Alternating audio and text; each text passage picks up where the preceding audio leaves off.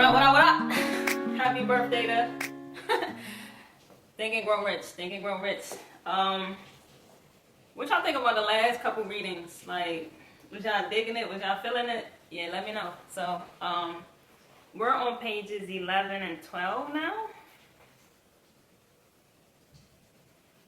Yeah, we're on pages 11 and 12 now. Yeah, alright, let's start. So, it says, you and every other person ought to be interested in knowing how to acquire a state of mind that will attract riches. Basically, they're saying riches come with a state of mind. If your mind is not right, your possession of riches, it's a bit shaky. Excuse me. I spent 25 years in research, analyzing more than 25,000 people, because I, too, wanted to know how wealthy men become that way. Without that research, this book could not have been written. Here, take notice of a very significant truth.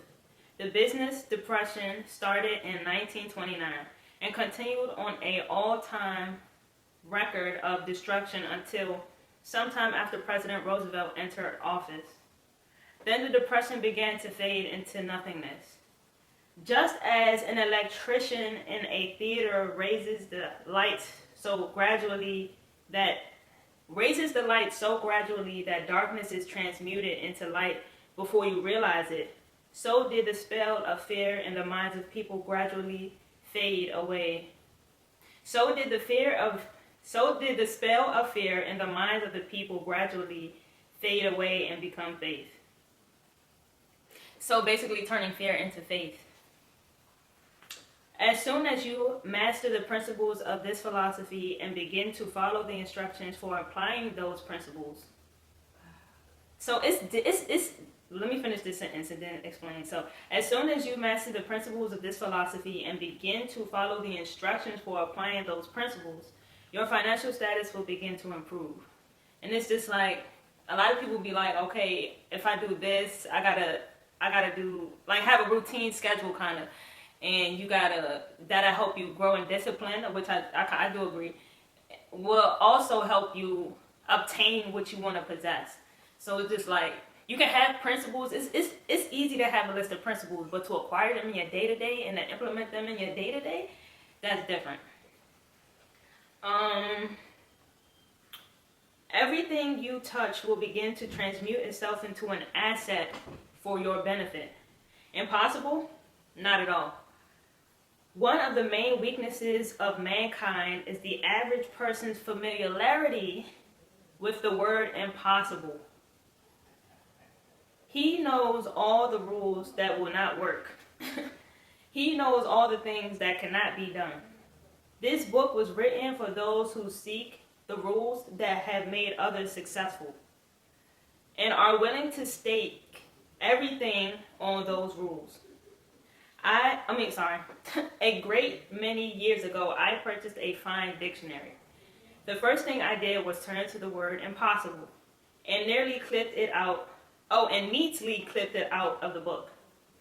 That would not be an unwise thing for you to do. Success comes to those who become success conscious. I mean, this book is that speaking. It's like, failure comes to those who indifferently allow themselves to become failure conscious.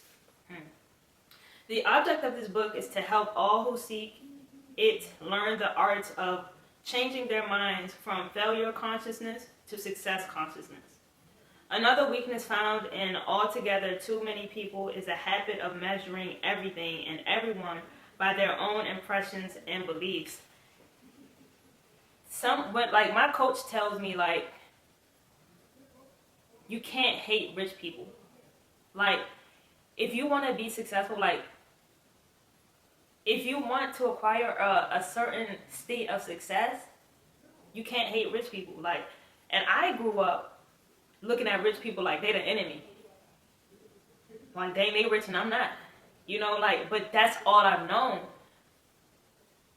Like, it's like, if that's what you've been taught and that's all you know, is just like, you ain't thinking about really nothing other until anything else until somebody gives you some information that'll help you open your mind, open your eyes, and see that, okay, you know, because say if you possess that wealth that you see somebody else have that you don't like, and now somebody doesn't like you because you're wealthy, it's like, come on, it just doesn't. If you want to obtain something, you gotta like speak to people who have wealth, who obtained wealth. How do they do it? What can I get from them? What can I gain from them? Not hate them, like looking at them like, dang, like you got money and I don't. Work to get where they at.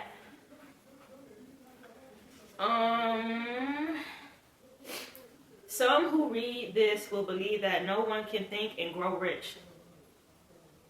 They cannot think in terms of riches because their thought habits have been steeped in poverty, want, misery, failure, and defeat.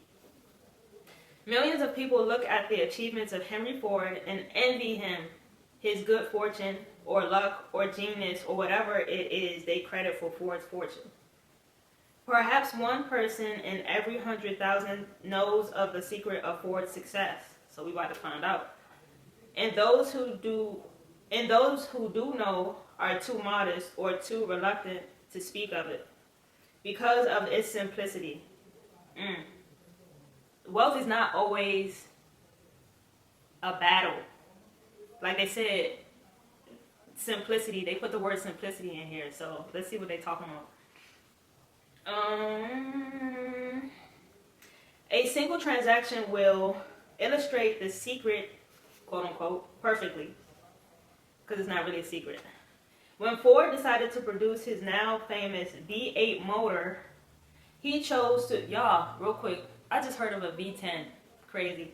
When Ford decided to produce his now famous V8 motor, he chose to build an engine with the entire 8 cylinders cast in one block and instructed his engineers to produce a design for the engine. The design was placed on paper, but the engineer believed it was simply impossible to cast an 8-cylinder gas engine block on one piece. Ford said, "Produce it anyway." But, they replied, "It's impossible." "Go ahead," Ford commanded, "and stay on the job until you succeed, no matter how much time it is required." The engineers went ahead. There was no other option if they were to remain on the Ford staff. 6 months went by and nothing happened. 6 months. Some of us quit the next day. Let me not cite it. Some of us do quit the next day. I don't really know people like that. But some quit probably the next month. 2 to 3 weeks after, things ain't looking like, you feel me? Like, I feel like since humans have such a short attention span, we be losing patience easy, and we don't have patience to maintain consistency, and that's what I'm working on. Patience to contain consistency. So, yeah, it says 6 months went by and nothing happened. Another 6 months passed and still nothing happened. That's a whole year. Hey, bruh. And this is Ford that we're talking about. Anyway, that's it for that. We'll get to the rest of the story next week, Monday. I'm trying to keep a consistent time, like my. Anyway, I'm gonna do better with that. So, let me know what y'all think about the reading, what y'all gained from the reading, how it helped y'all, improved y'all. How did it affect y'all mindset? Like, do you still think the same, or like, is your mind more open to different things, and etc., etc. But all right, y'all. Toodles.